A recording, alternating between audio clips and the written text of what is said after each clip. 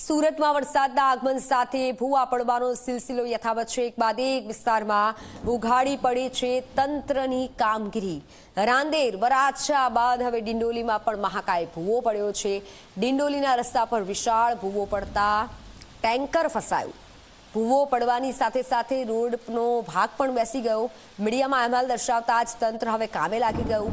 ભૂવા અંગે જાણ થતાં ડેપ્યુટી મેયર સ્થળ પર પહોંચ્યા। ડેપ્યુટી મેયરે અધિકારીઓ સાથે કાર્યવાહીની ચેતવણી આપી। જવાબદાર અધિકારીઓ સામે કાર્યવાહી કરાશે તેવું ડેપ્યુટી મેયરનું કહેવું છે। પણ ક્યારે? જ્યારે મીડિયા દ્વારા આવા અહેવાલો બતાવવામાં આવ્યા ત્યારે હવે તંત્ર જાગ્યું છે। ડાયમંડ સિટી ભૂવા સિટી બની ગયું છે। આકાશી દ્રશ્યો આપ જુઓ કે કેટલો ખરાબ આ રોડ રસ્તાની હાલત છે। એક બાદ એક વિસ્તારમાં મહાકાય ભૂવા પડ્યા છે। સુરતની સુરત બગાડી નાખી છે આ ભૂવાએ। રસ્તાઓનો સત્યાનાશ વળી ગયો છે। ઠેર ઠેર ભૂવા પડ્યા છે।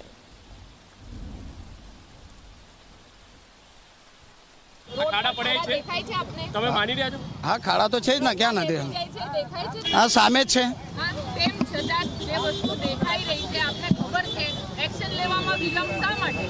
બિલકુલ બેન, અત્યારે 3 દિવસ પહેલા જે બનાવ બન્યો એનામાં આપણે એક્શન લીધી જ છે। અને આજે જે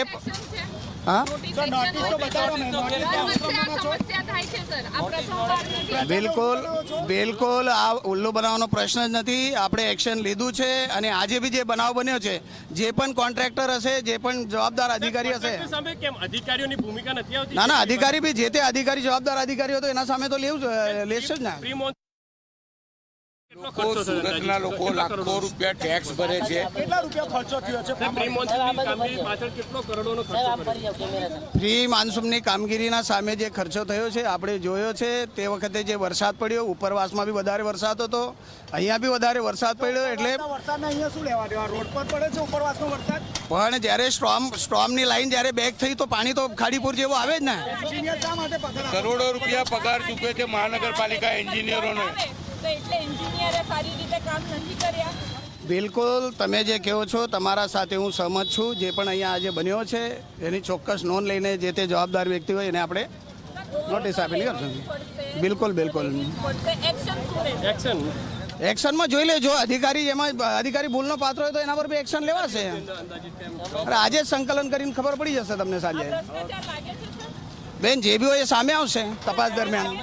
આપ સામાન્ય સુરતના નાગરિક તરીકે આપણને ભ્રષ્ટાચાર લાગે છે? બિલકુલ 100% વાત સાચી છે। ભ્રષ્ટાચાર છે કે નથી એ સામે આવીને આપણે જોઈશું, તપાસ કરવામાં આવશે।